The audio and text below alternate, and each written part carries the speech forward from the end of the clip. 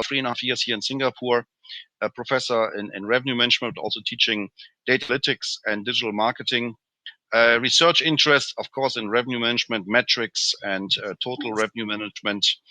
35 years hospitality industry experience. This is my third career. My first career, hospitality industry. Second career, consultancy business, which I still run. And third career now, academia. And I guess it's also my last career. I already think about retirement. I run my own consultancy business, Remy Consult. Clients, worldwide, Germany, US, UK, Ireland, Cambodia, Indonesia, and of course, Singapore as well.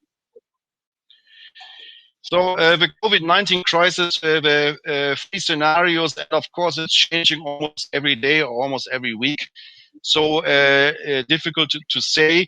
At the moment, I have opened a WhatsApp chat with revenue management experts in the field, industry practitioners, also the big brands as a Marriott and IHG, whatever. We focus here in Asia on Q3, Q4, but we can expect maybe some local and regional business, short haul and domestic business. Long haul, we wouldn't expect this in Q4 so far. This is a very unprecedented crisis, and it's happened worldwide and affecting very much the travel industry, tourism, hospitality, always the first which suffers from such occasions. It's a crisis of locked markets, and which is scary because we have no control about this. It's a medical, but it's also an economical crisis, and we don't see yet what happens. But if you look at the figures, unemployment rates, whatever, this is scary. And it's scary not so much that taxation might go up and debts increase. It is scary that these are the customers where we would look for, and they don't have any disposable income. So for some hotel categories, it might change their segmentation maybe dramatically.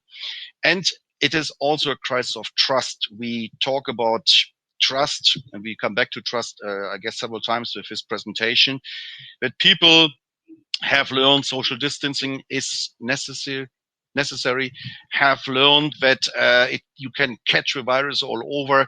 So they might not like to have crowds all over. That means they might not like to fly in a packed airplane or take a train.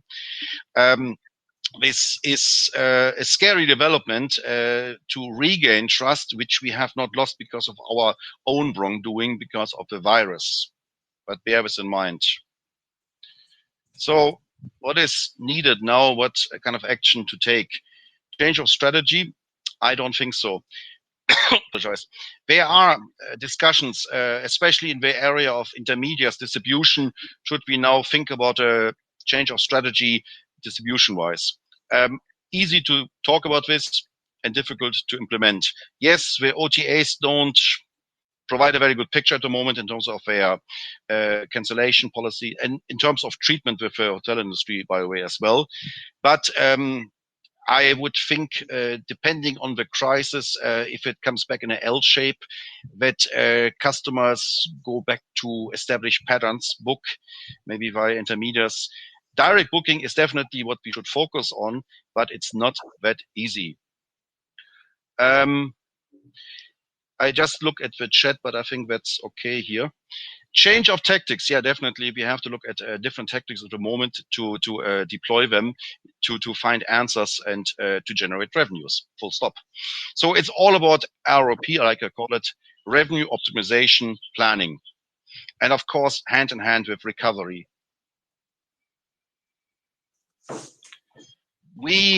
I have put some focus on different approaches, but integrated approaches. It's about marketing. It's about customers and employees, focus on processes, and of course, and this is the final part then, focus on revenue optimization, planning, and also identifying revenue opportunities. I put this picture there on purpose to show you what it's all about. It's not normal behavior from our customer perspective. It's not a normal situation. Toilet paper is valued very high. Even I bought some more toilet paper than normal. And there are many other pictures like this on the net, and it shows that people have many things in mind, but not so much about hotel, restaurants, travel, tourism. It will change, and it will have to change, but this is what we face at the moment. So let's talk about marketing, and let's talk about the preparations to be done. Communication is key. Communication is key, and you are blessed if you are from Europe. I guess many of you are from Europe or from Germany. Here in Asia, communication is not always the best. Singapore is always an exemption, but communication is key towards your different stakeholders. We talk about customers, prospective customers, existing customers, employees, of course, your bank, investors, and other stakeholders in the press as well. Transparency, which is a wide field if it comes later to pricing, distribution as well. And of course, fairness. And fairness is an issue, especially nowadays in terms of cancellation policies and refunds, etc. I have followed the discussion on the net about ITB Berlin, that a few hotels, thanks God, few hotels didn't want to refund rooms, even when people could not arrive and could not travel to Berlin, etc. If you follow the discussions, people say, okay, I cannot do anything, but they have given out. It was a very bad press, and I guess these hotels will not be booked in the next year, in the next years. So it is a difficult time for all of us, but fairness is important to keep this, because fairness builds trust. Now, selling hotels is slightly different than selling most tangible products or any other services. It's about experience. It's not that you buy something, you bring it with you home. Don't steal a towel, which would be one of his tangible memories. It's experience. And if you are a business hotel, it's a different story than are you a leisure hotel, a resort hotel, where it's all about experience. The value is normally not that much lasting, depending on the location. Of course, wedding might be a different story. But we live, fortunately, in this FOMO-driven society, fear of missing out. And this is important. And the predictions are, once the crisis is over, that people are getting mad to travel again. Maybe not long haul, as said, short haul domestic, opportunities for staycation, for daycation, for the whole F&B business, etc. Next is review your value proposition and your offers. We have, especially in Singapore, but also in many Southeast Asian countries, we have 10 years or more a good time where Singapore, for example, we have 84, 85% occupancy. So many hotels didn't really look for customer experience, for service orientation or customer orientation, and didn't review your value proposition. Now is the time to do so. What is your offer? What is your true offer for your customers? And what is so much different and unique that prospective customers should come to your place and not to any other place? Involve your employees and customers. Your employees, are you asking them about the value proposition? And not that they just recap or recall the mission and vision, that they can describe in their own words what is special about your hotel premise, about your restaurant premise, etc. What is their reason to come back to your place or to visit your place firsthand?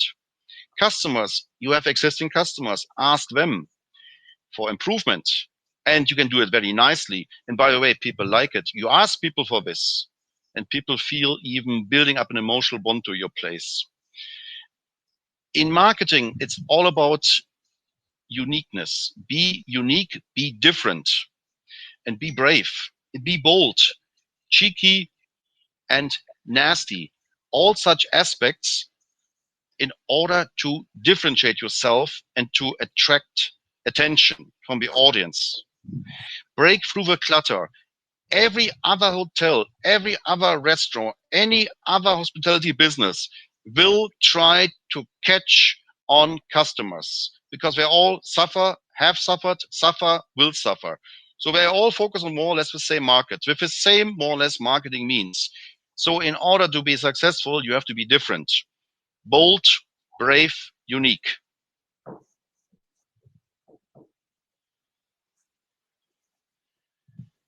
Value proposition, I discussed this with you, and I put there on purpose this picture of a very rather dirty restaurant in one of the cities, Paranavaí, in Brazil, where I spent some time, and nothing special.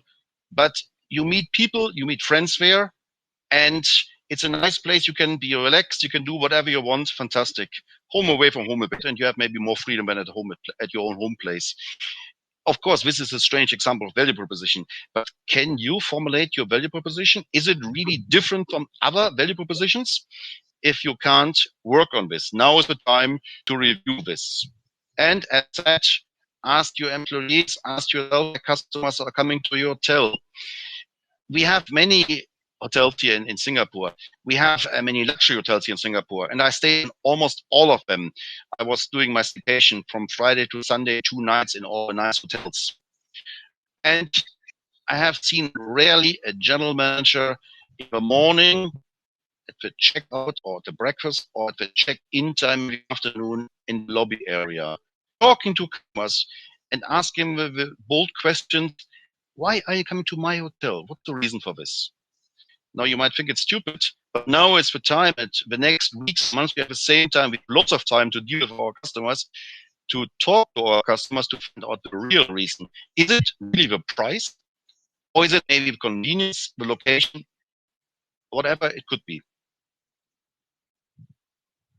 Break through the clutter. I give you some seconds to look at this quite nice picture, of course, from Ireland. Happy Valentine's Day. Now it's very nasty, it's very bold, cheeky, but it attracts attention. And isn't what we want? But people say this is a weird place. They have a weird message, weird marketing. But they talk about this. And even they go home, they talk about this to their family, to their friends at the workplace the next days, whatever. Isn't what we need? We need this positive word of mouth communication, which is free, unpaid. Think about this. Customer experience, customer engagement, customer experience, and every business use this term, customer experience and also user experience.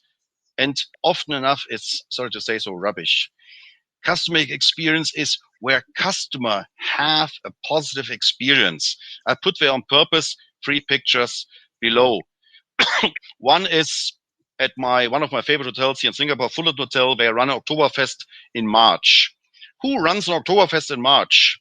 Isn't it stupid? But it brings people in. People like it. People love it. Of course, people like to take pictures and be on the picture, and therefore spreading word of mouth communication. In the middle picture, typical churrascaria in Brazil, a restaurant where they cut the meat at the table. Wonderful.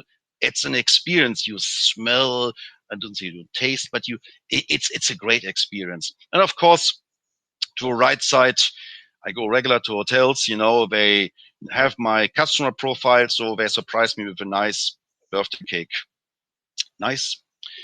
Customer engagement is one step ahead. When customer engagement get customer engaged. You know, I always like the example of Apple. Apple users talk very, very positive about their Mac and about their iPhones, whatever, mostly about the Mac. And I ask myself, have I ever met anybody who said, oh, my Windows computer, fantastic. Isn't it great? No, nobody has said so. Mac computer, these guys which are buying Apple products are really brand ambassadors. They have customer engagement. And that's what we need to focus on. Use social media. Be there where the customer are. And customers actually nowadays are on social media day and night. It's unbelievable. And it's interesting and sometimes scary, but they are there. So where are you? Are you there? And promote not only your business activities, but also go to the area of storytelling.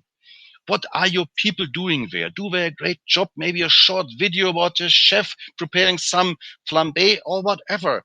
Storytelling. People like this. Nowadays, it's all, unfortunately for me, I'm old fashioned, all about video and video storytelling. Are you telling stories? That's important aspect.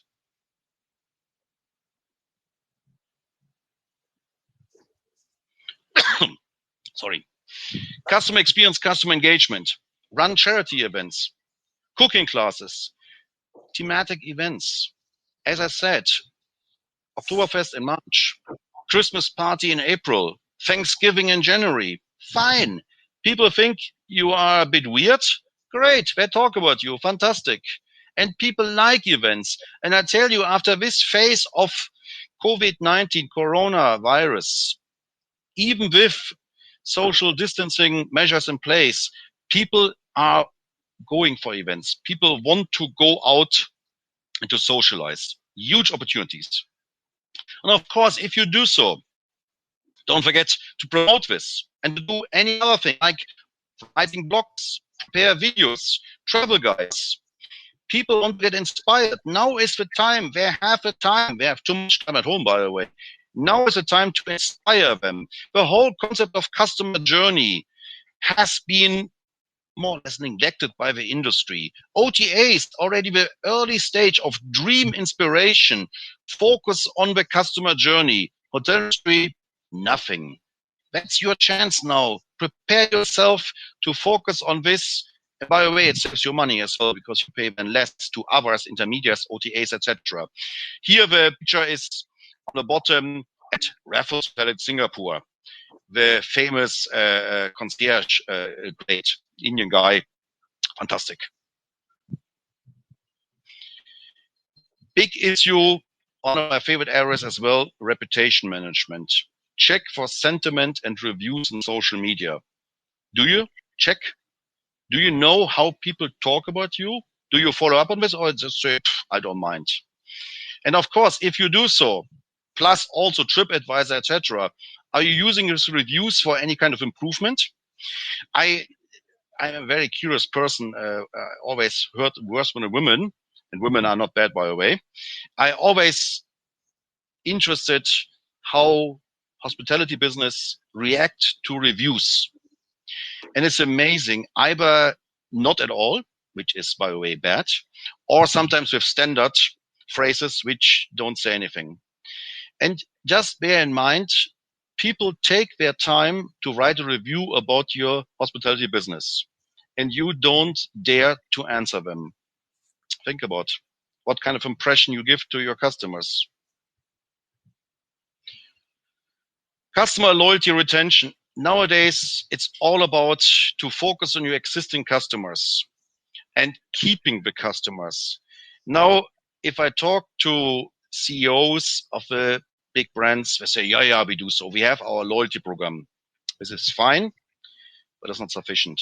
A loyalty program is not necessary building this emotional bond and retains customer. I have many loyalty membership programs, the Shangri-La and Marriott and IAG and Etihad and Emirates and Lufthansa, etc. I'm a loyal customer? Not at all. But of course, you can use some loyalty programs to, no, sorry, I have to look at the sun. Samuel, put the phone away. Don't use the phone. Apologize. Loyalty programs. But I'm using this normally just if I make the choice to fly a certain route, whatever. But take some examples, Shangri-La or Hilton loyalty program, where you can earn points even if you dine, but just have a drink. And this motivates you to go to this place, to have a drink, to have a dinner, instead of any other place where you might not earn any points. And of course, also investigate what is the reason that customers coming back to your hotel or to your hospitality business. You might think it's a price. You might think it's a convenience factor, the location. Find it. Investigate on this. It might give you interesting insights. This chart it's rather old. Why do customers leave? But it's old and it's still up to date. Some customers die. I will not make any jokes at this critical phase of COVID-19. It's sad enough. Some people move away.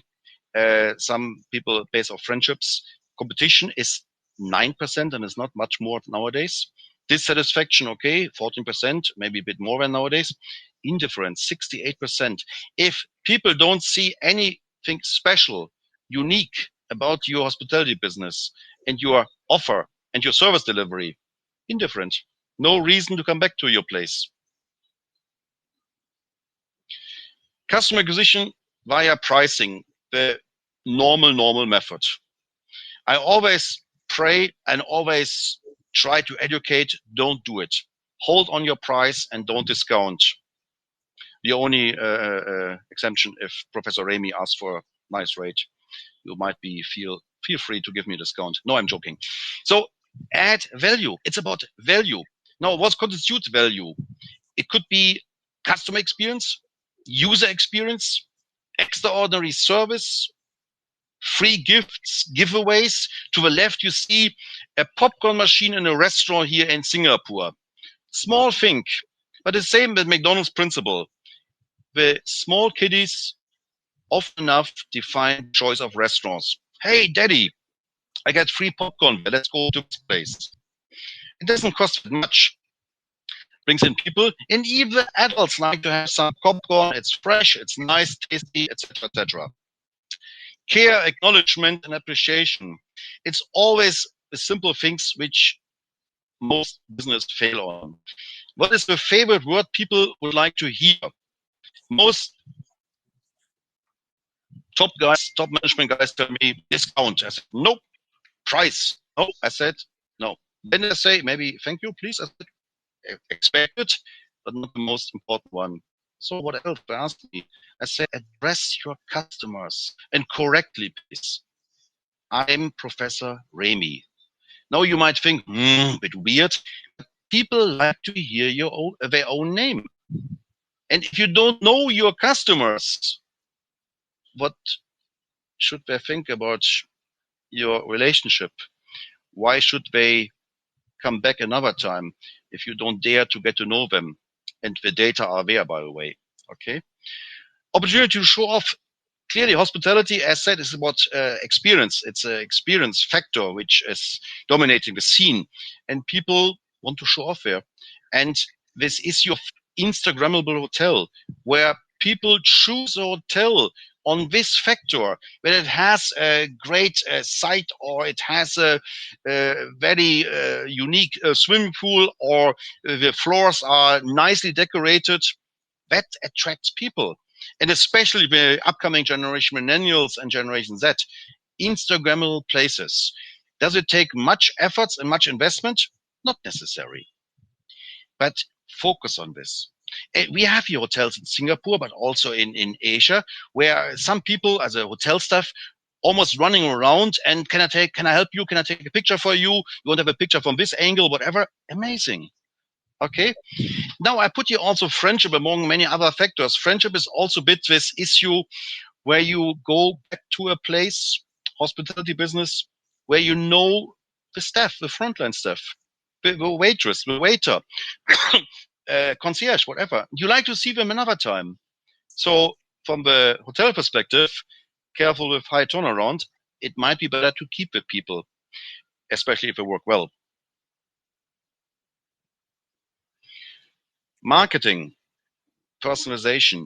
Now is the time to personalize your offers.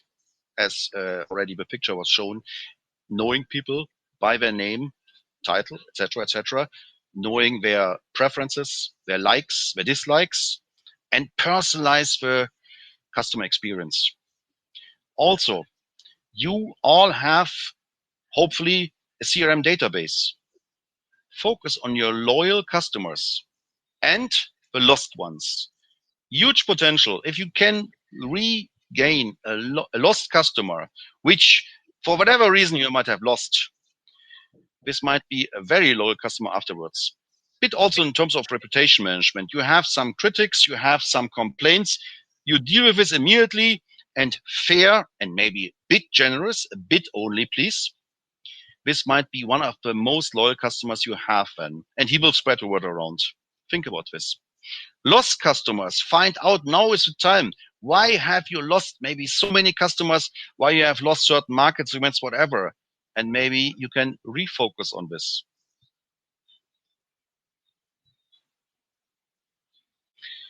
If it comes to the actual situation, and once hotel premises are open again, even on low occupancy level, whatever, focus on retargeting, remarketing, and very much on intent bookings on the bottom funnel. I don't say waste marketing dollars, but awareness interest is top funnel and very costly enterprise. But all those in the bottom funnel are already having interest and an intent to make a booking. Focus on this. Retargeting.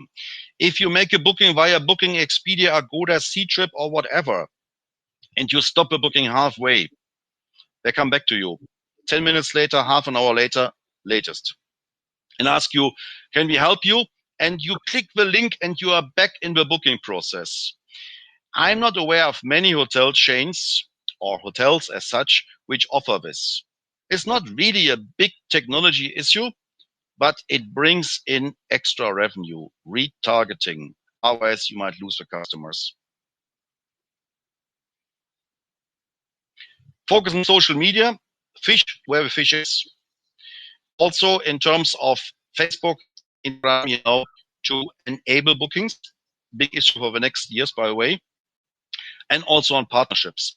Here in Singapore and Southeast Asia in general, the bigger hotels are having working relationships with banks, but also other parties, as long as both achieve a win-win deal.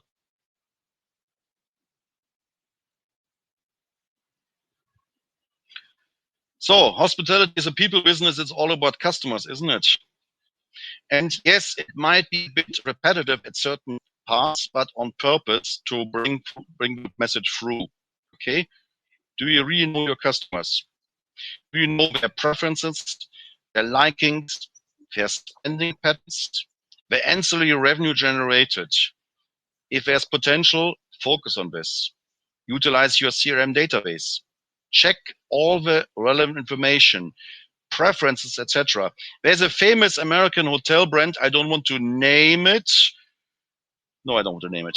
They claim since about 10 years, once you stay in one hotel and you go to another hotel, even in another part of the world, they know your likings and preferences. Pillow menu, mini bar, etc., etc. It doesn't work. Huge opportunity for hotels to focus on this, and it's not really rocket science. Do you know customer needs and wants? What's the reason they're coming to your hotel? Is it peace of mind? Is it business? Is it maybe leisure? The combination of business leisure, certain aspects which play a role with this. And then focus on fulfilling needs and wants. And what I already discussed, are your customers feeling being acknowledged? Huge revenue optimization potential, huge one. I remember my times I was living and working in Germany. I went to Italian restaurants, trattoria, pizzeria, whatever. And all the time I was coming in, and happens to other customers as well. Oh, hello, Dottore, welcome back, whatever. I thought this is strange. They call me Dottore, which is a nice title, by the way. At the time, I didn't have this title. And secondly, also, welcome back. Now you might say they're lying to your face. Fine, but people might like it and feel acknowledged. Think about this. A small thing makes a difference. Are you aware of a concept of reciprocity? It's not really my favorite word in terms of pronunciation. Quite simple. Social exchange theory. You give something for free, out of value, and somebody might oblige to give something back. Much more in Europe, by the way, than in Asia. Remember, if you go to the supermarket and you get something for free there, hopefully something tasty, something nice, are you not feeling sometimes obliged to look at the shelves and say, maybe I should buy a box or a small package, whatever, because it was so nice? Think about this.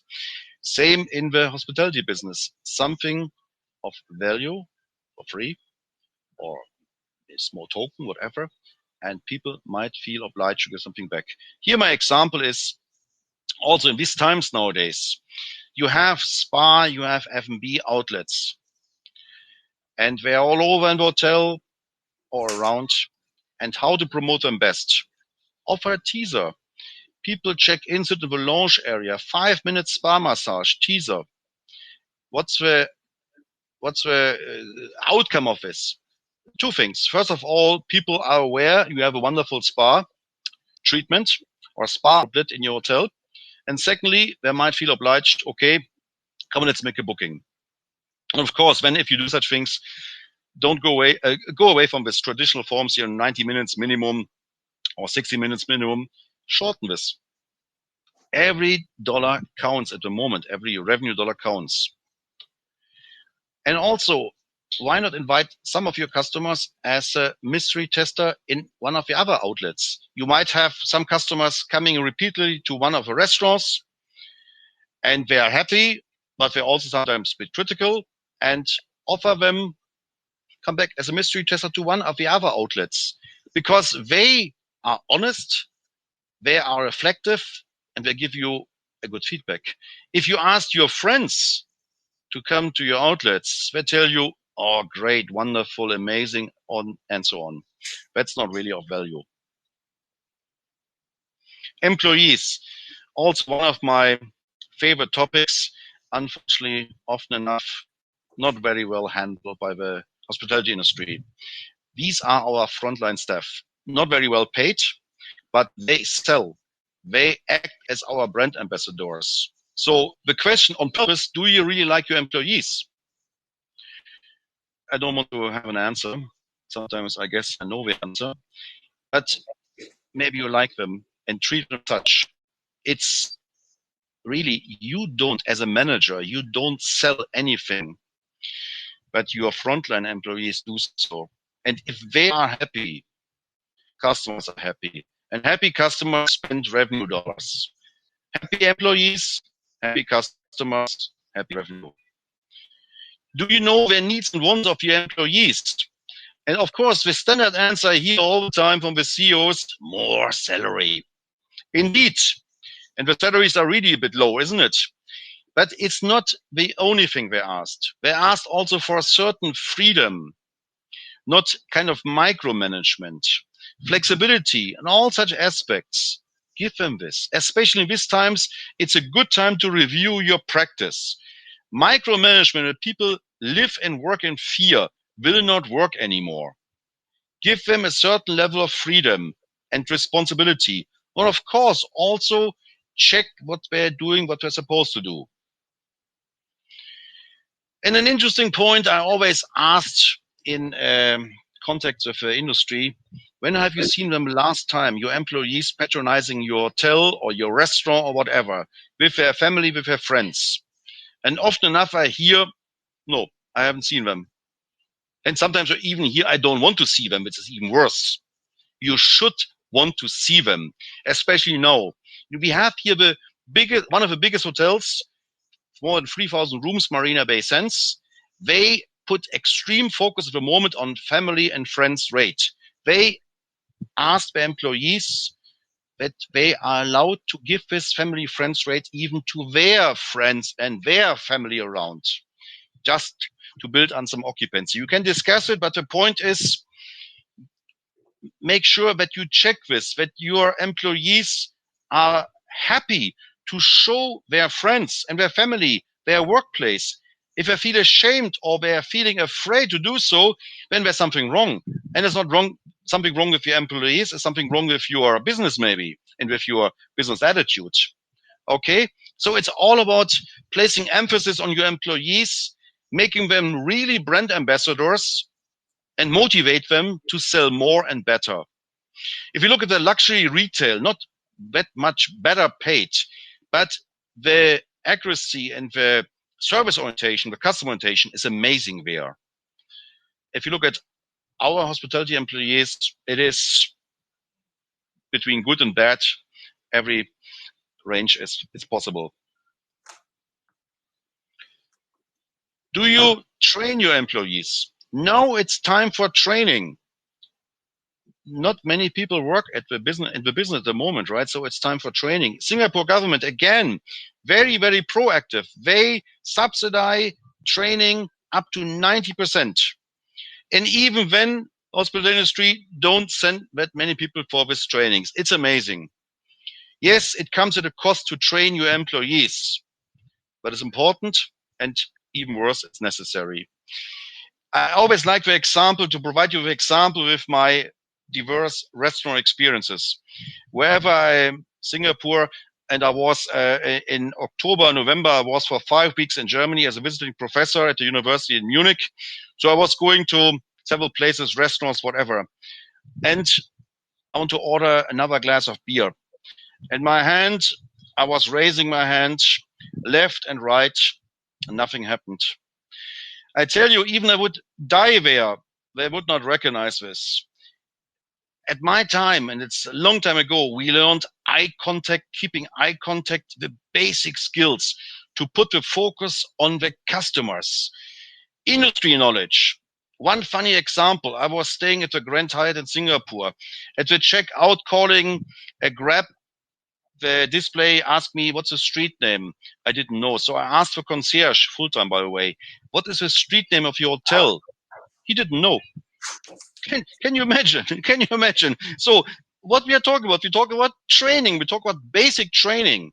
And people also don't send them just there, convince them that it's good for both, for the employees, for the career, etc., but also for hotel business and for the customers, by the way. And of course, also measure the performance. Look for benchmark. I'm also giving workshops and training on restaurant revenue management, a good example. And the KPIs are there, table occupancy, and other aspects as well. But also, you can measure the performance against every check and against the check of all waiters there. And when you can fine-tune data analytics, for example, know how many dishes or starters have been sold by one person, A or B or C, what's the average, and is there an area we have to upskill or to retrain somebody in a nice way, by the way. Huge potential. Employees. One of the parts which I thought it's so essential, it's so basic. Have you already created a yield culture? Now, yield culture means you can also use revenue, but yield is, okay, it doesn't matter, yield or revenue culture. Anyway, but it's all about that your employees want to sell and don't feel ashamed or don't feel shy. They want to sell. Now, I give you one example, and it's not really a secret. I often heard I'm a real brand ambassador of Four Seasons hotels. I love to go there. Four Seasons, manage it to squeeze your wallet in a nice way that you feel even relaxed. You spend your money there and you spend more than you plan to do so. You go out there and say, that was a great time, great experience. That's the way it should be done, isn't it? A yield culture. Of course, it's also a question of organizational culture, that one department works with the other one, etc. But that's the point. Take the classical example. I was going for a staycation at a Valentine's Day to a nice hotel, JW Marriott, and check-in process, absolute professional, wonderful, great, with courtesy, etc., addressing me correctly, all wonderful. But they forgot something. They forgot to inform me that they have a swimming pool, that they have a spa, and that they have restaurants. So I was going to the room and going through the brochures there on the desk and looking, where is the spa, what is the offer, restaurant. Information was not that complete. So nice as I was going back to the front office and asked for the restaurant options and spa treatment, etc., etc. But isn't it that we as hospitality business should promote this actively, not that customers have to ask for it? And if you create a yield culture, people look for this. I have many alumni students from now 3 different universities, first in Ireland, second in Switzerland, now in Singapore. And I guess some of them have learned something, hopefully for me as well. And they are quite good in identifying extra revenue opportunities. For example, recently one of my alumni said, no, I said to the frontline staff, if people depart or planning departure, offer them a picnic or lunchbox. Small fee, but it's extra revenue. Great. Also, why not run a competition amongst your employees? Everybody should bring forward 2 or 3 revenue acquisition ideas. And I talk about all employees, not only frontline, but also back office, accounting, whatever, HR, whatever. Ask them. You might think, they don't know. They might have some ideas which are of high value and generate extra revenues. Take the opportunity. It's worth to focus on this. Processes, a bit difficult part, but it must be discussed. Synchronization of in-house processes, forecasting, etc. Forecasting in many hospitality business is not synchronized. If you look at front office, rooms division, and F&B, spa, etc., this must be coming together. And of course, if you look at just one example where you can identify revenue optimization potential, booking process, check-in process, stay process, and departing stage. Booking process. You already at this stage upsell and cross-sell. OTA is doing a quite good job on this. Hotels, some of them are already on the right track, but many don't do so. Check-in, another chance. Upselling, cross-selling, etc. At the stay process, often I feel you check into a hotel and then you are left alone. But hospitality is more than this, isn't it? And if you look actively after your customers, you have a good chance to sell, upsell, and cross-sell, isn't it? Again, my example is Four Seasons. You are never alone there. Not that they hunt after you and your wallet. No, but they look after you. And if you show interest or they feel you're a bit lost, they take care of you. And also with some upselling, cross-selling. Interesting, isn't it? Departing stage also. Departing stage means also you can sell any other opportunity, lunchbox, picnics box, whatever. And of course, also the tip to go back for direct booking next time. So many potential. Forecasting, use a macro spend approach, especially in these times nowadays. Leisure, normally the easiest way, though we talk about cancellations more than anything else at the moment. But my assumption is leisure will come back first and with power. People are getting mad. Look, I'm on day 2 of our lockdown, just 2 days and 28 more days. I'm already looking forward for flying out to Philippines, to the next beach, having my drinks, not only one, and having a nice hotel and all the service around. I get mad to stay at home. It drives me nuts. You in Germany face it already, in other countries as well. People are get mad, and if there are no travel restriction or low travel restriction, people will go. Leisure is the first and comes. Of course, with a thing in mind, you have to take care of it and take into consideration that not all of them might have opportunity due to layoffs and termination of contracts, whatever. But leisure definitely will recover very soon. Contracted business, different story. The longer it goes, there's a bit of fear factor and not total unreasonable that many businesses will realize the advantage of asking people to work from home or to have Zoom meetings or whatever platform they're using. Despite that research shows that it's not the best way and it's not that effective as people always say. There might be that some business say for cost reduction reason, whatever, we cancel business travel at all and all this contracted business will suffer. This is unfortunately more or less a given fact. Forecasting, I am always asked by revenue guys, what should I do? Yes, you cannot rely on historical facts, and SARS is a long time ago, and SARS was not that dimension like COVID-19, but simple routine of running daily pickup reports, sometimes 2 times a day, helps to identify any trends, behavioral patterns, whatever, which you can then spot on. Booking pace, monitor booking pace. review your forecast. And if you have any increase in productivity, in production, check where the business is coming from, which channel, and put the focus on this. Not maybe now, but in a few weeks' time, it might be very relevant for you. Upselling is a process. Yes, it's done by employees, but it's also a process. And it is there. The potential is there. It's a room category or many other things. Wonderful. And now is the time where we anyway on low occupancy to upsell, maybe at slightly reduced rates.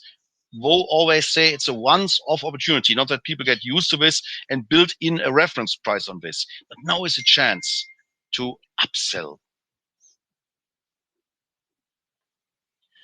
Cross-selling. Cross-selling, and I have a nice example for you on the next slide. If in a restaurant business, you want to have fries with that, and you see nowadays more and more menus, you get a wonderful steak, and you think, is there something coming with it? And you realize, no, it's just the price for the steak. And you have to order fries and veg extra, whatever. Okay, the question is it better to bundle, to unbundle? Leave it up to the audience at the moment. I have my own ideas about this. But of course, think what ancillary is, lunch boxes, picnic, laundry, etc. We come back to this. I want to give you just a nice example of cross-selling in a different form, and it's luxury retail. I was going a couple of weeks ago as shopping malls have been open to a Gucci store. I didn't want to buy anything there, but the service was so extraordinary, and they offered out water and for the boy orange juice and treated us really well. I felt, come on, let's buy something. So I bought something rather small, but I bought something.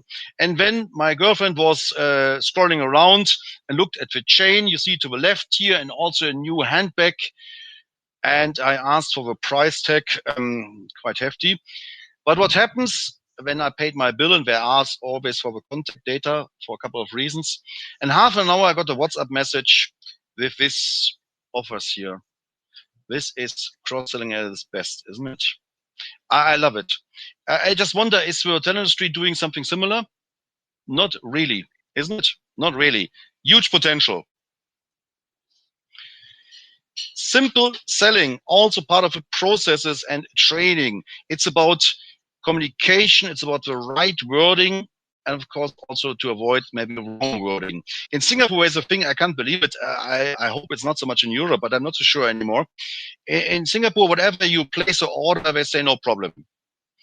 And for me, and that's maybe my German side, if I claim I'm Irish, if I hear no problem, it means for me there is a problem. There must be a problem. It's a bit like if a politician says in the actual crisis, no panic. People say, no panic? No, there must be something panic. There must be something, right? So avoid such things. It's about the positive wording and communicate positively. Please, thank you, I can, I will, etc., etc. Simple, basic stuff. But if you look at hospitality industry, and I said I was in Germany in October, November last year, I was quite surprised. Some amazing experience and some not so much nice experience. Processes, service blueprints, identify touch points, customer contact, etc. Now, what is a service blueprint? In a restaurant service blueprint, from the moment a customer walks in, host waits for him and asks him to wait one moment and place him at the table, etc., up to the moment he pays and he leaves the restaurant. Same with check-in process or arriving at hotel and concierge and luggage, etc.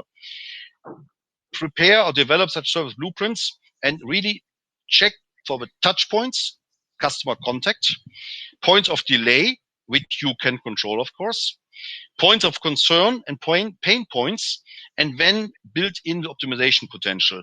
And you would wonder how much optimization potential is there. One example, a very basic example in the restaurant, I don't name where it was, doesn't matter. Host service, so you have to queue up there and you have to wait, and then they bring you to the table.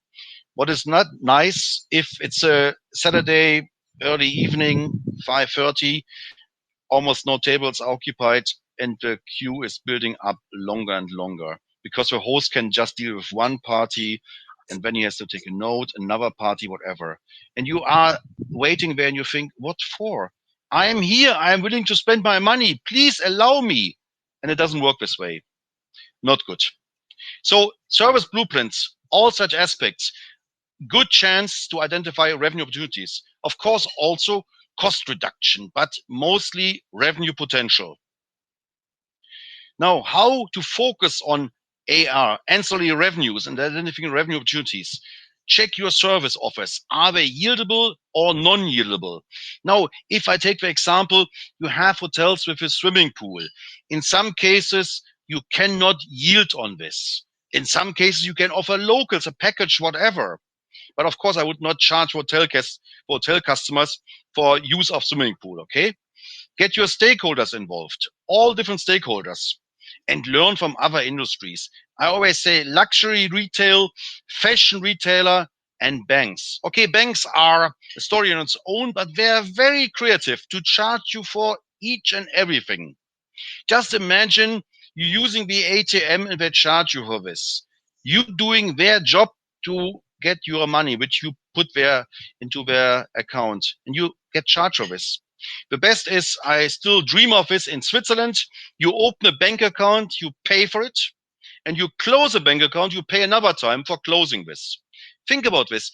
You go regular to a hotel, let's say 10 times a year, and after 1 year time, you tell them, I moved to another place. Can you please close my account? Because you're a nice guy to inform them. They say, hold on, $50, we close your account. Could you imagine this? So I'm not saying do so, but I say some practice from other industries is quite interesting. Ancillary revenues. You see the picture. I love it. I found it on the net. I think it's a German bakery which sell now cake in the form of toilet paper, and people love it. I tell you, if I would have access to this, I would buy a cake for my home as well. Great stuff. F&B, room service minibar. There is potential. Spa via teaser. I told you. I give you one example. I was in a nice, it doesn't matter, in South Europe, and beautiful resort hotel, spa outlet, and fantastic massages, huge spa outlet. But at the daytime, the afternoon, even evening, almost empty all the time. So I spoke to the GM. I shouldn't have done so because I didn't charge him for this. I spoke to the GM. I said, why not in the afternoon go around with 2 or 3 of your spa girls, give customers a free neck massage, 5 minutes, to tell them that you are there, that your massages are very professional, and they might book. Guess what? He has done so already after 2 hours, huge increase in spa bookings. Simple as it is. Laundry. Laundry is expensive. People know it. People don't use laundry services. Some hotels are getting creative. They say laundry bag, as much as you put in the bag, 15 or 20 Sing dollar, next day ready.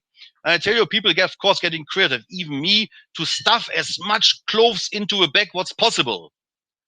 But it's extra revenue. Otherwise, you would not generate this revenue. Think about this. Merchandise, homegrown food, all such stuff, wonderful opportunities to sell. Here, great example, Mendino Rental in Boston.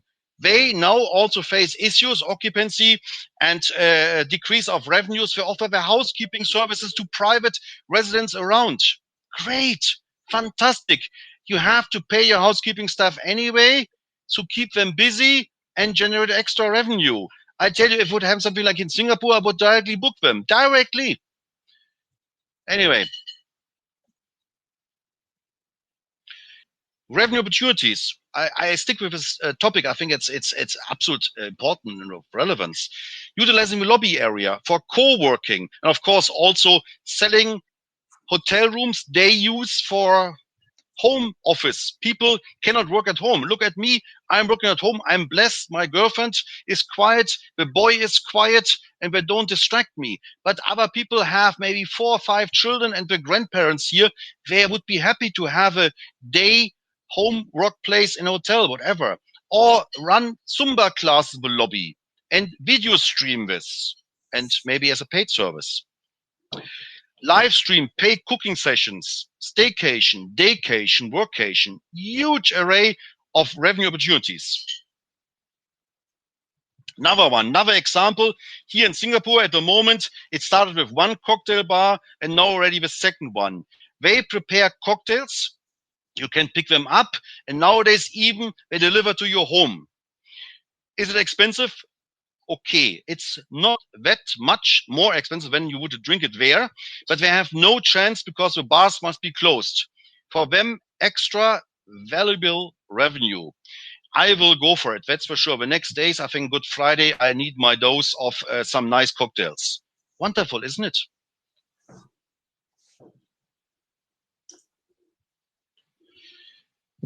Another revenue opportunities, rooms for short stay, shower on an hourly basis. Okay, not the purpose some people might think for 2 hours, whatever. No, healthcare workers or others or business people flying in, flying out, but all such things for 1 hour, for 2 hours to refresh, to take a shower, opportunities en masse. Revenue management tactics at the moment, and it's very clear it will stay for a couple of months, I guess so.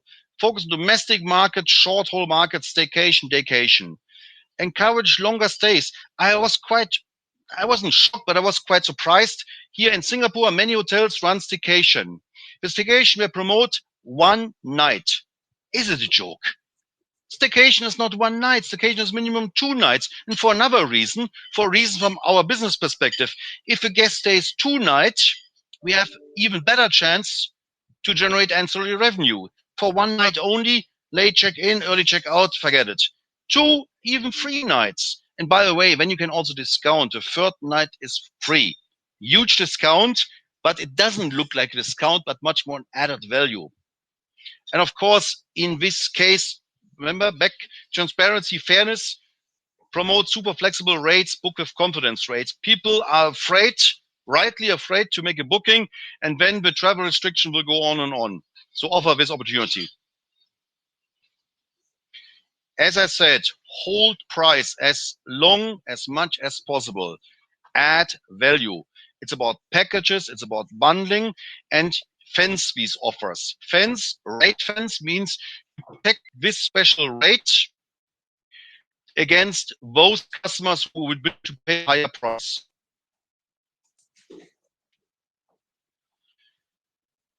Another time, what constitutes added value? In this case, hospitality, hotel. Early check-in, late check-out. At the moment, don't even think to charge for it. Offer this. It's extra value and it enhances the customer experience. Laundry package offer. We discussed this already. Laundry packages offer. Invitations for captain's dinner. You know, cruise ships, you have invitation for captain's dinner. The last day you can sit with the captain. People are crazy for it. No, hotel, who is the captain in the hotel? The GM maybe. Some people like the idea. Oh, this is a popular guy, whatever, can get the chance to get invited. Might sound weird. Think about this. People like the idea. Teaser massages, discussed already, spa massages, whatever. F&B teasers, F&B credits. Here in Singapore, more and more hotel give you F&B credits. 50 Sing dollar F&B credit. The good thing is, this money will be spent in your F&B outlet and not anywhere else. Think about this. Offer of local experience tours. And of course, always the wow factor. The wow factor is to create a really once-off amazing customer experience.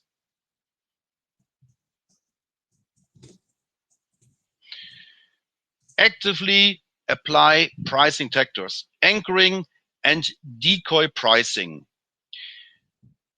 Anchoring, you rely very much on the first piece of information linked to this fact that you put a very expensive item beside a normal price item.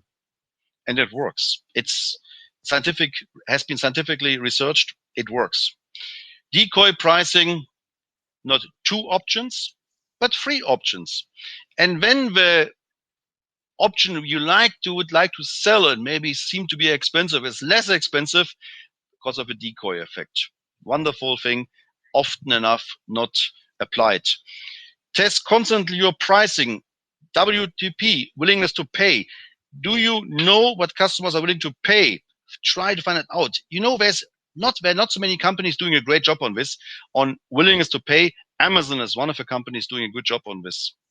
And of course, check constantly your competitors, not to follow them suit, but check what they're doing. Maybe based on their pricing tactics, you might identify certain trends which you have not spotted so far. As discussed, just to recap on this, focus on your loyal customers.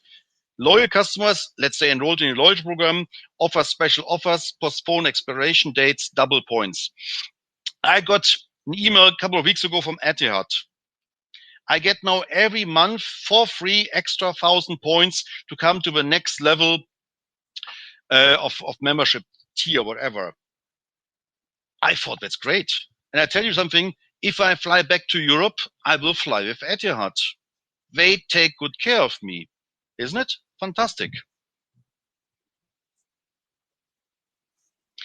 Distribution. Now it's time also to evaluate your production, your distribution channels, the whole channel management, production, trends, customer profiles, length of stay, and other patterns. For example, if you put your marketing dollars on a certain feeder market and it comes all via OTA, you have to ask yourself, are you doing the right thing? Rate parity is a big issue. Still a big issue. And it's a debatable issue anyway. But to avoid any rate parity conflicts, flash sales via closed user groups is one of the measures you can apply. OPAC, channel for distress inventory, is not a massive amount of room inventory you can get rid on OPAC, but it helps. Check for other distribution options. Destination marketing organizations on Facebook could be an option. Check for highly converting booking channels. Of course, also, especially in these times, last minute channels, hotel tonight, etc. At the moment, there is a tendency for such things. Distribution, hotel own website, direct booking, the buzzword. I can't hear anymore.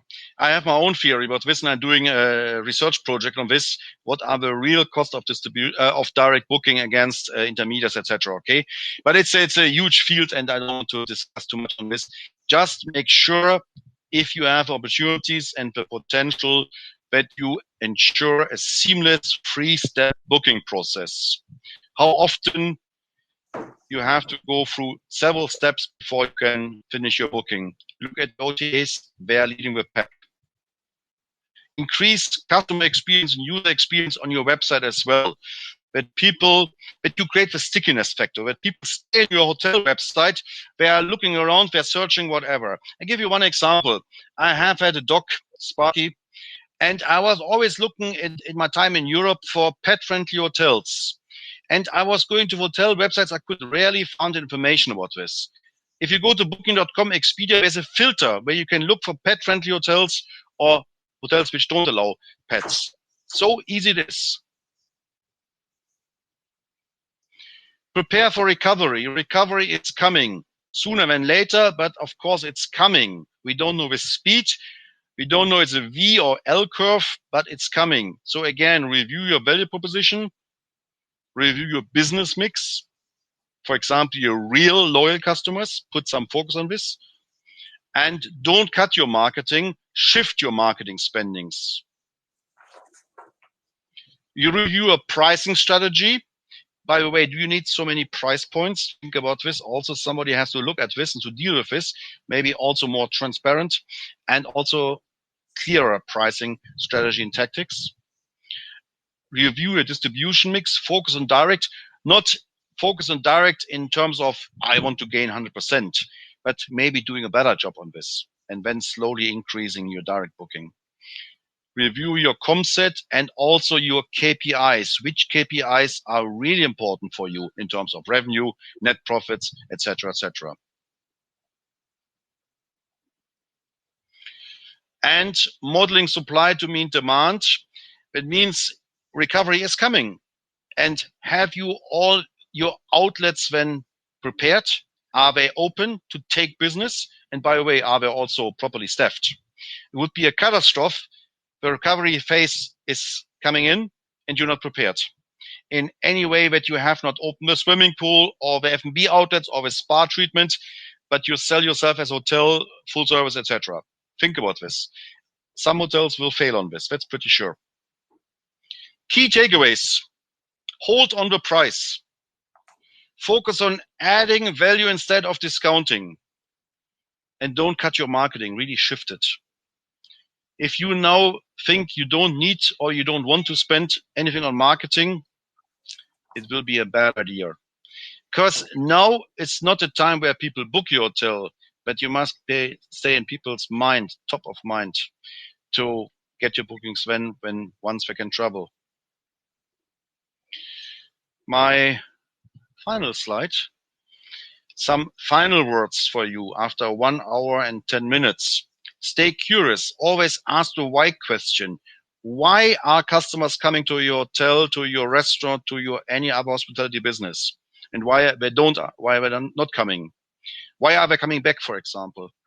Stay close to customers, because then you have a chance to get answers for your why question. Observe other industry, specifically retail.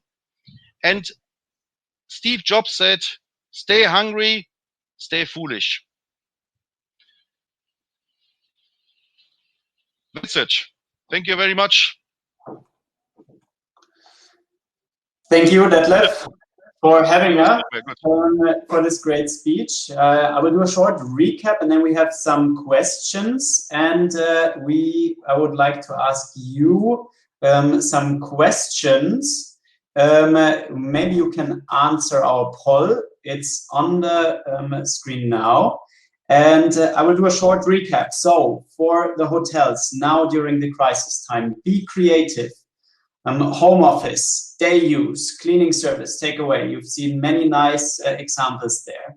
Use the time to check your value proposition, your customer experience, your reviews, what is being said about you. What is your value you give to the guests? Who are you? Why are your customers coming?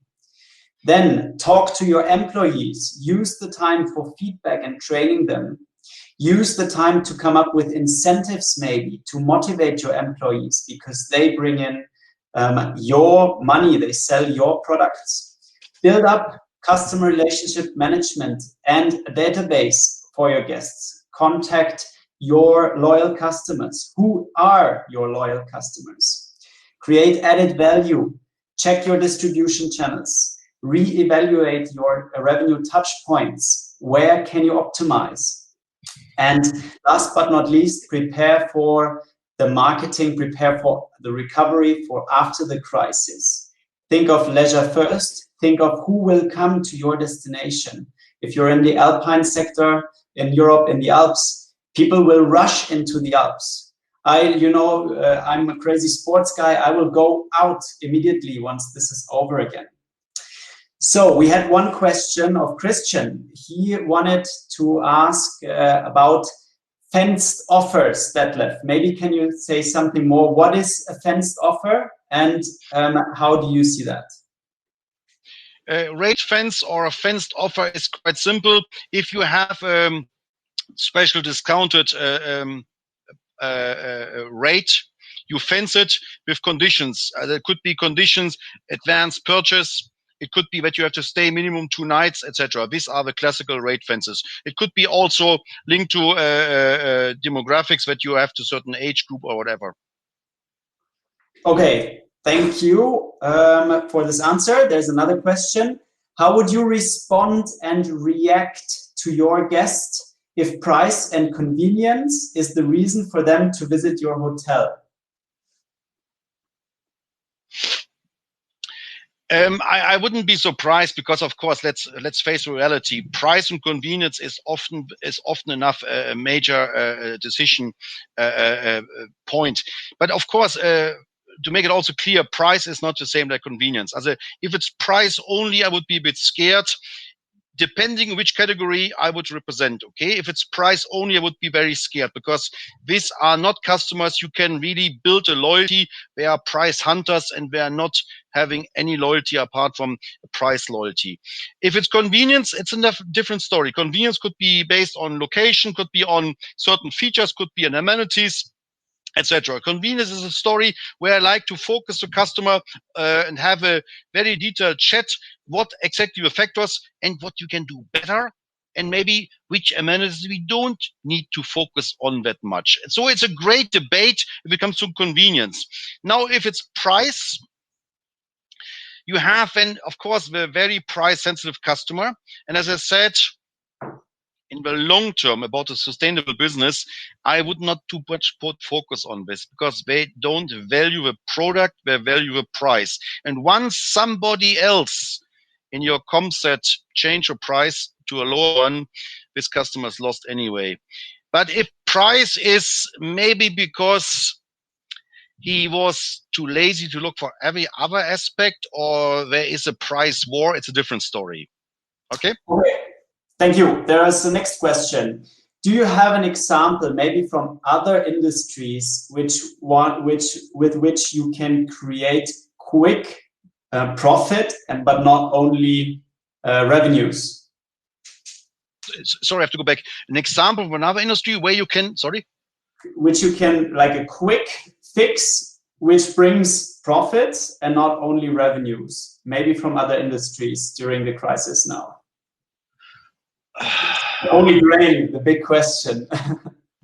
Yeah, this is a very good question. You know, I think if you look at the situation at the moment, there is one big player who is generating huge revenues and also quite interesting profit margins is Amazon, as the online delivery service. Okay, now if you look at other industries, more about profit than revenue. It's tricky. Look, I am actively buying and selling shares, you know. So at the moment, it's still the Corona package where investors look for those business which take advantage of this. If you're producing face masks or medical equipment, this is a Corona basket, okay? But it goes back to the movement has already seen that investors tend to go for the another basket, more in the aspect of technology, the striving industries. So I'm sorry, I would not be capable to focus on this. But it's quite a tricky question anyway, because it's changing the whole thought process. How to drive profits without focus on revenue, as what I grew up with, and I still insist on this, you know, first revenue minus cost adds onto profit. To have profits without having too much revenues, a bit difficult apart from some business which I don't want to touch upon. Okay, great. Next question is coming from Florian. He is asking, how do you handle cancellation policies? What are your thoughts on the handling of cancellations in terms of being generous or really sticking to the contracts and signed with the attached conditions? Okay, let's make it very clear. If I would sit face to face with somebody and who runs a hotel, maybe he's even a hotel owner, and this is cash flow, and it's really affecting him, I will definitely have my full sympathy and also have maybe a slightly different chat. But the story is, and we have it in Singapore, and I think in Germany is also discussion about this, that even the government, I think in Germany, wants to change a policy of refund to maybe of a kind of voucher, etc. At the moment, the businesses can almost not refund at anything, though they might be legally obliged to do so. Okay, so yes, try everything what possible to convince the customers to go for a voucher and to come back next year or whatever. For the reason of cash flow management, whatever, even here in terms of legal obligations, Singapore just changed the law that refunds are not anymore allowed, that customers cannot claim for it to help businesses in this case. But also don't forget, we are living in the times of social media. Such cancellation policies, strict and maybe legally completely entitled, will damage your brand equity in the long term. And there are too many other hotel business which are generous in this. So I think you have no chance. It's tough and it's not easy. Thank you. Next question. What do you recommend to act towards pressure by corporate accounts to reduce rates? And they always use the statement that the comps that can reduce the rate. So they play. Okay, two things. I want to go back first of all again to the cancellation policy, etc. From a wonderful, I call him friend, and also a great general manager, Roquefort, and before rumors in Munich, and asking for this question. Especially this type of 5-star luxury properties, you have to be generous, because these customers are not forgiving. They have enough money, but I think they don't have enough money. So my advice, and I know what I'm talking about with, be very generous. Now back to this corporate accounts, and we have discussions here in Southeast Asia. I'm also board member of HSMI, whatever. Don't hold on the price. I just give you one snapshot. At the time it was starting that the hotel occupancy drop and all the cancellation running in. Groups and corporate coming first. And funny enough, one guy, director of revenue, said, look, these corporate accounts and these groups always ask us, squeeze us for best price. And when the times we need them, they are gone. This would be my argument. Sorry to say so. I would not go for discount right now. Yes, there might others doing so. You might lose some of the segment, but it's not worth, because you have to recover, and you have to recover soon, and you have to recover very healthy. But if you have already the next year or the next 2 years with a rather low revenue and rather low profit margins, you lose double. You can't win the war in that way. Can you explain workation, please? Sorry? Workation. Workation is a Japanese thing. You know, Japanese guys are very creative. Japanese are working like hell, and they are working often enough that they die at the workplace. Not very recommendable work practice, but it's another story. No, workation is quite simple. They go for 2 week or 1 week or 3-day business trip, and they're allowed to have a 1.5 day workation where they must be reachable by their phone, but then they can do a bit relaxation. It's a bit ridiculous, but welcome to Asia. Can you name an example for recurring revenues in the hotel industry, just like as software as a service services, like SaaS services? Not that much, and I wouldn't have at the moment an example. Guys, you're really bombarding me with questions, you know, really challenge me in the evening in Singapore. But anyway, it doesn't matter. No, it's not that much there, but it's a potential to go for it, you know, as a same as paid webinars and streaming services. Also, this could be a rather small revenue opportunity, recurring service, yeah, definitely, but not yet there. Then there's the next question. If you are willing to share the slides to the clients and guests which join. Normally I do so of course it's my copyright, and I think you record this, and if you send out the recordings, I am okay with this, but the slideshow itself, it's unfortunately my copyright. I have to protect my income. Sorry. I feel so guilty. All right, so we will share the link for the recording, but not the slides directly, so you can have a look at it. Any other questions at the moment? Yes, there's one more. You said you plan to buy a cocktail to go this Friday. Not only one. Price sensitivity. What would you pay for this cocktail? I tell you something.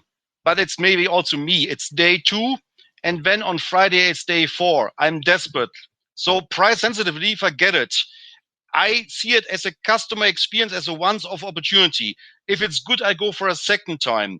Yes, price sensitivity is a big issue, but I tell you something, and this is good thing for hospitality industry. Once we recover, people might be short on money, but the experience to go out, to socialize, to go to the mountains, to have a drink, to have a nice pizza, whatever, they will spend on this. Believe me, that's for sure. They might cut on other expenses, but especially with social distancing like we face now in Singapore, in Germany, Austria, France, Ireland, wherever, this we have never experienced before. never ever experienced before. People getting mad are already mad, and they will spend the money outside. I giving training workshops since long time, and about 10 years, 15 years ago, I have spoken about cocooning, the trend to stay at home and to feel good at home. Forget it. After 4 weeks or 2 weeks, or in Germany, maybe in 2 weeks time as well, people will go out like crazy. And I tell you, the hospitality industry will fail on this because they're not properly staffed and they don't have a proper recovery plan. Question for the price again. At the moment, if you take the pickup cocktail from the Fullerton, are you willing to pay the same price as if it was on the menu if you were in the Fullerton, in the bar? Or do you think it should be at a lower price because you don't get the full service, the atmosphere? It's not only me, but also in Singapore. Delivery is more expensive. Here in Singapore, delivery is more expensive than you would dine or drink at the place itself. And as I said, we have to look at this aspect. It's a very good question, by the way. Yes, I would be happy to pay even a higher price. But I have to say also there are two aspects. One aspect is I know this cocktail bar, which is a famous one, and they are top on quality and the all other amenities. So I know I can trust them. If I trust them and I know I get a great product, price doesn't matter too much for me. So I am willing even to pay more because the cocktail price plus delivery. First thing. Second thing is, of course, just to repeat this, we have to look at two consumer groups. One, in the lower income, for them it's a costly enterprise at the moment. If I look at Asia, but also I guess in Germany and in Europe, whatever, they have maybe pay cut or they are on unpaid leave, so their disposable income is lower than it should be. These customers are not the ones we are talking about in terms of price sensitivity. But the others, and there are many others, they are desperate and they will spend the money. Look, I can make my own calculation. I will stay now 4 weeks at home. Every weekend I spent a certain amount, X Sing dollar in the city, not the next 4 weeks. Guess what I'm doing? You will spend it all at once after that. No, not in one go. No. You know. Okay, we did a poll. 14 of you have answered. If you want, please feel free to answer. Let's go over the questions in a minute. Are there any other personal questions you would like to ask Professor Remy now? If not, we will go over the questions of the poll. So actually at the moment, 22% of you do have a recovery plan in place. That is more than 13% not having one in place. And many of you think that there will be a price war after the crisis. So as Mr. Remy said, stick with the price, try to hold it up, add value and do not discount. That would be the better idea. Otherwise, you will suffer even longer. Is your hotel still open during the crisis? 20% of you are still open and 16% at the moment are closed. If yes, how much occupancy are you running at the moment? 9% of you are, and that's the majority, are running below 10%.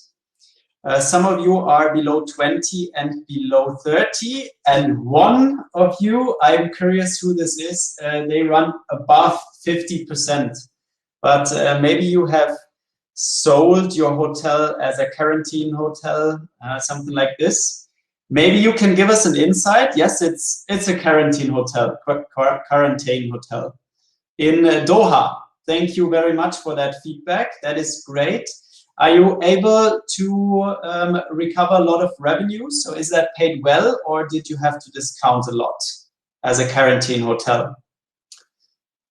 So it's actually 32 hotels running as a quarantine hotel in Doha. And the government will be paying. Yes. Well, that's a great opportunity you have. If it's possible for you. I have a question here to Mr. Remy. Do you think that being known, or in terms of PR, as a quarantine hotel, that this will have a negative impact on reopening afterwards? Or do you think it's a positive impact because this hotel chain did care? Yeah, it's a mixed picture, because we have this case here in Singapore. We have a couple of hotels dedicated as quarantine units by the government, and they pay for this service. And interesting, almost all are 5-star hotels. Interesting. So people are put in quarantine, government pays for it, so it's for free. A mixed picture. Look, if you talk to people, with the normal people on the street, they say, oh, this hotel, there are people there on quarantine, they might be sick, so let's go there. It's a mixed picture. For the hotel business, it's quite good, because they can keep it open and they can cover some cost, whatever. I would think in the medium long term, it doesn't matter. We have here a case of one of the early hotels which has the first COVID-19 case, a resort hotel in Sentosa. And it was in the news, and people make jokes about this, let's go there, whatever. But after a couple of days, almost fully booked again. So people, yes, don't put too much focus on this. So just some comments from Jaehoon, who is actually running this. So he was the first to actually opening this hotel. It was a wow effect. So it was a positive impact, and the government took all the luxury properties actually. And yeah, so the people are used to it, and it's actually positive PR. Let's see, maybe at a later webinar during the year, we can do a recap of how this worked out. We have in general a great feedback about the webinar. So if there are any other questions, we're coming to an end. And if there's anything else you want to know, just let me know, drop us an email. We will share the presentation as said, the recording. And we'd like to thank you. Hold on, let's get this over with and then be prepared for the recovery. Thank you, Mr. Remy, Professor Remy, for this great insights and these questions, Q&A. And let's hope to redo this maybe towards the end of the year and get some feedback about how everyone performed and is recovering. Let's cross fingers that it's not taking too long. Perfect. Thank you very much. And I wish you all a good time, and please stay safe and healthy. Thank you. We'll do so. And thank you, everyone who joined today. Bye, everyone. Okay, bye.